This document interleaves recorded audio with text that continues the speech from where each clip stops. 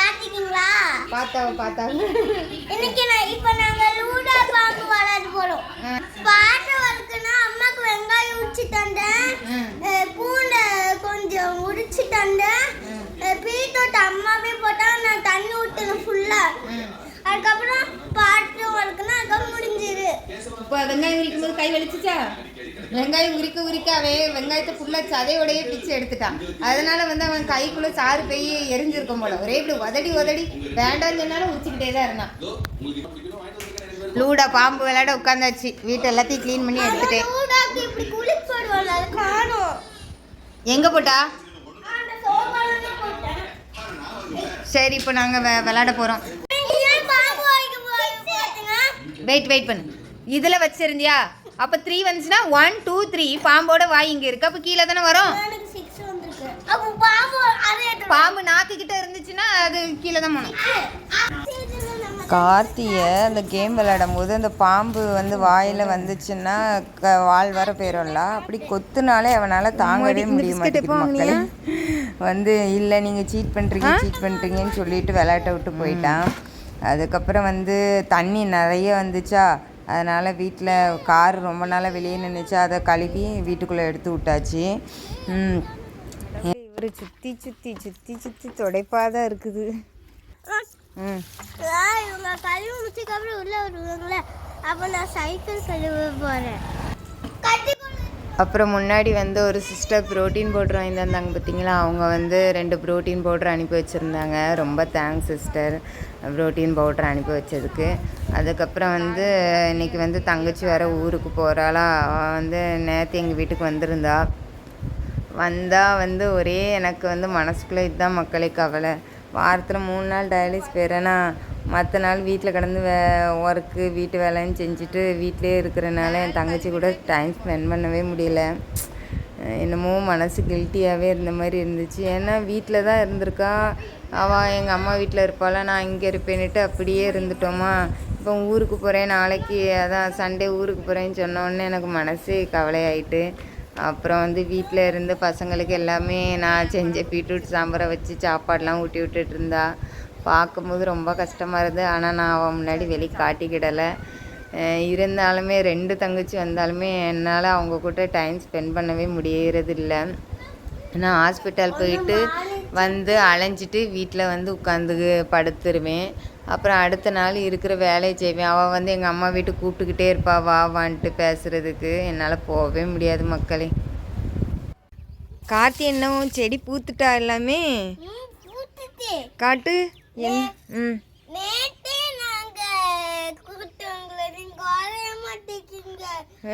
காட்டு பூ திருப்பி காட்டு. இது எல்லாமே நேத்தே பூத்ததா?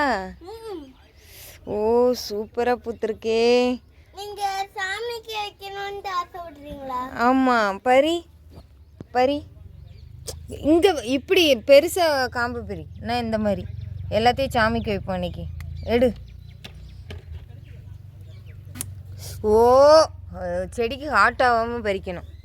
இங்கே பறி, இதை பறி. ஐயோ, செடியை பிச்சு போட்டுருவான் போலையே. விடு. கார்த்தி பூவை விட அழகா இருக்கானே. இல்லை, செடிக்கு சின்ன பூ இருக்கட்டு. வா, அந்த சைடு பூ இருக்கான்னு பார்ப்போம். சூப்பராக இருக்கு இந்த பூனா. அங்கே ஒரு பூ பூட்டுருக்கு.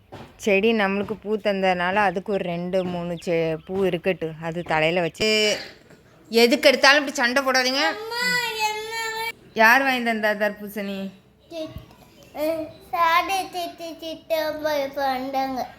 அதுதான் வாங்கிட்டு இருந்தாவுல. எனக்கு மீன் குழம்பு வைக்க வரும். அம்மா டெஸ்ட் வளர்க்குறாங்க, அது சொல்லுமா? அது சொல்லாண்டா. அம்மா செஸ் பழகிட்டு நான் சொல்லிக்கிடுவேன். நீ இது பண்ணு. வெங்காயம் உரிக்க தெரியுமா? நேற்று ஒரு அத்தை சொல்லியிருந்தாவ. அது என்னது, எங்கள் வீட்லேயும் கார்த்தின்னு ஒரு அண்ணன் இருக்கான். அவனும் ஒன்னே மாதிரி தான் வேலை செஞ்சு தருவான். எனக்கு 2 பசங்க இருக்காவ. அதில் கார்த்தி அண்ணன் ஒன்னே மாதிரி தான் எனக்கும் வேலை செஞ்சு தருவேன். நீயும் உங்கள் அம்மாவுக்கு வேலை செஞ்சு கொடுன்னு சொன்னாவ. அந்த அத்தைக்கு தேங்க்ஸ் சொல்லிடு. நான் ஒரு நாள் உங்கள் வீட்டுக்கு வருவேன்னு சொல்லு. வெங்காயம் இடிக்க போகிறான். கொஞ்சம் வெங்காயம் மிச்சமாயிட்டு அதனால் அதை குழம்புக்குள்ளே போடுறதுக்கு கொஞ்சம் இடித்து போட போகிறான். அதில் தான் இடிக்கணும். இல்லை கையில் இடிச்சிடாதுல பார்த்து இடி. இப்போ நான் குழம்புக்கு பச்சை மிளகாய் தக்காளி இது வந்து எங்கள் ஊர் ஸ்டைலில் இப்படி பிணைஞ்சி வைப்பா பார்த்துக்கோங்க. அப்படி தான் மீன் குழம்பு வைக்க போகிறேன். மக்கள் இன்னைக்கு குழம்பு ரொம்ப டேஸ்ட்டாக இருக்க போகுது. இவன் இடிக்கானாம், இவன் தக்காளி பிணைய போகிறாளாம். அதனால் எங்கள் வீட்டு குழம்பு ரொம்ப கொடுமையாக தான் இருக்க போது. பார்த்துக்கிடுங்க. இடிச்சாச்சா கட்டு போதும். அதை அப்படியே அள்ளி இதுக்குள்ளே தூக்கி போடு. தக்காளி தானே நீ பிணையணும். சூப்பராக இருக்க போகுது. இது என் பையன் சமையல் இன்னைக்கு. பாருங்க, என் பொண்ணு வந்து தக்காளி பிணையிறா. இங்கே வருங்க, என் பையனை வெறித்தனமாக தக்காளி இடிக்கிறான். நான் வந்து இப்போது மசாலா அரைச்சிருக்கு. குழம்பு எப்படி வரப்போகுதுன்னு நம்மளுக்கு தெரியாது. இருந்தாலும் பசங்க ஆசைப்படுறாங்க, அதனால் சொல்லி கொடுப்போம் நம்ம இப்படி தான் குழம்பு வைக்கணுன்ட்டு. பிறகு வந்து நம்மளுக்கு வச்சு தருவாவில். அதுக்காண்டி தான் இன்னைக்கு எங்கள் வீட்டு குழம்புல வந்து எல்லாரோட பங்களிப்பும் இருக்குது. ஆனால் இது வந்து என் ஹஸ்பண்ட் அரைச்சி தந்திருக்காங்க. தேங்காயும் இதுலேயும் சின்ன வெங்காயம் போட்டிருக்கேன். தேங்காய் சின்ன வெங்காயம் பேஸ்ட்டு நிறைய இது பண்ணிட்டாவ. பரவாயில்ல, புளி மட்டும் சேர்க்கல மக்களே.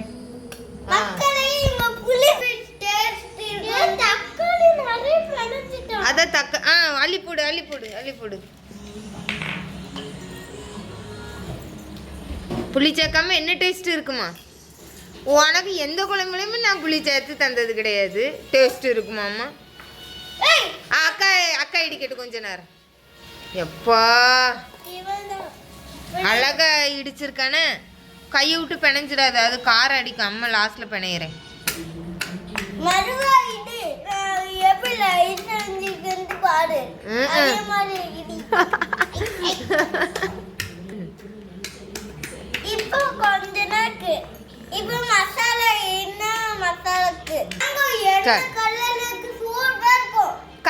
கழுவிட்டு வா மேங்கோவை கழுவிட்டு வா. அவளுக்கு மேங்கோ போட்டு கொடுக்கணுமா? கொடுத்துருவோம் மேங்கோவையும். பரவாயில்ல, அள்ளி போடு. நம்ம பிணையும் போது சரியாயிரும். அள்ளி போடு.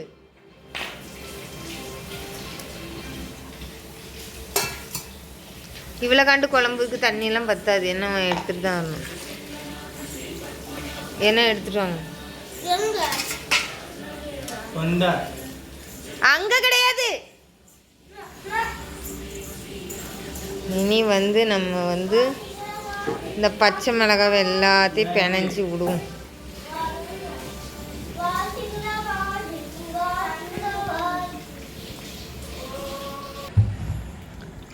இது பார்க்க என் பொண்ணுக்கு கஞ்சி மாதிரி இருக்கான். அப்படியே குடிச்சிடலாம் போல இருக்கான். ஃபுல்லாக மிளகாய் தான் போட்டிருக்கேன். மிளகாய் சேர்த்து குடிச்சிடலாங்க. ஓகே, இதில் இனி ஆட் பண்ணுறேன். அதுக்குள்ளே அள்ளி போடு. தேங்காய் கொஞ்சம் நிறைய ஆகி போச்சு. இந்த ஒரு சட்டி ஃபுல்லாக நம்ம குழம்பு வைக்க போகிறோம். அதனால் இருக்கட்டு. நாளைக்கும் சேர்த்து வச்சிட வேண்டிதான். நம்மளால் எம்பிட்டு நாள் குழம்பு வைக்க.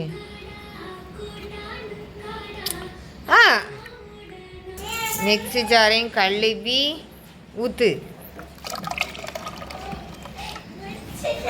ஊற்றியாச்சு. என்ன நம்ம தான் சட்டி கணக்கில் தண்ணி ஊற்றணுமே.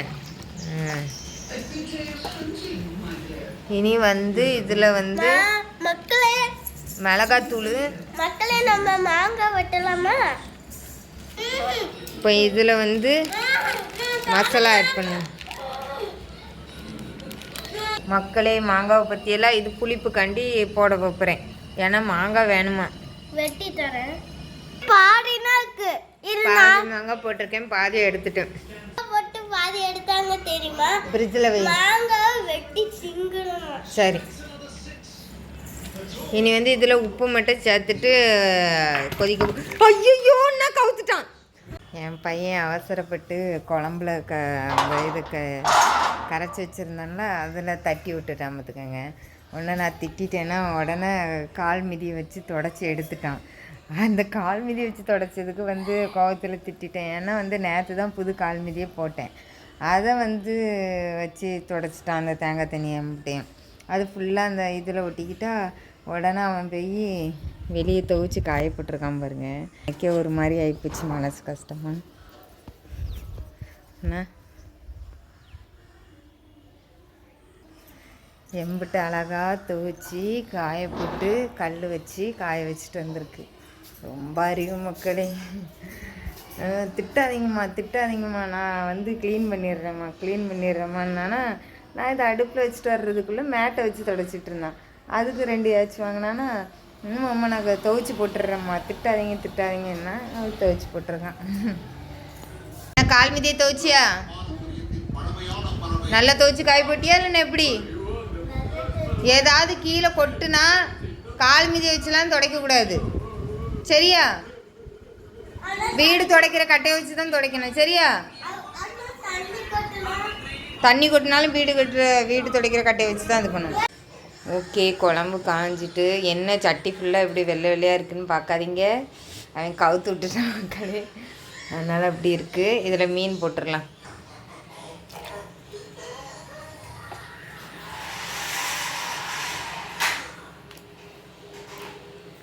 சால மீன் தான்.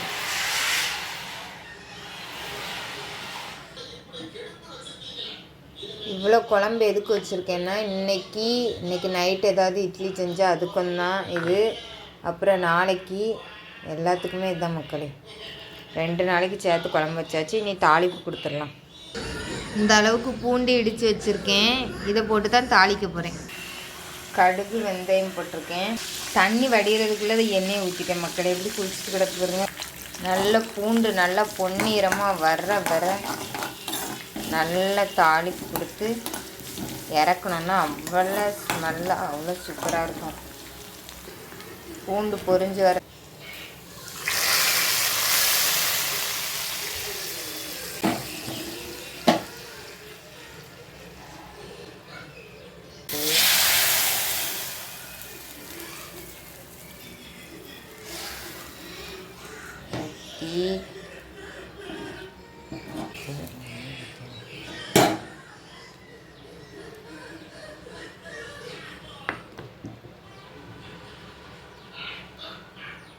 அவ்வளோதான் மக்களே, மீன் குழம்பு ரெடி.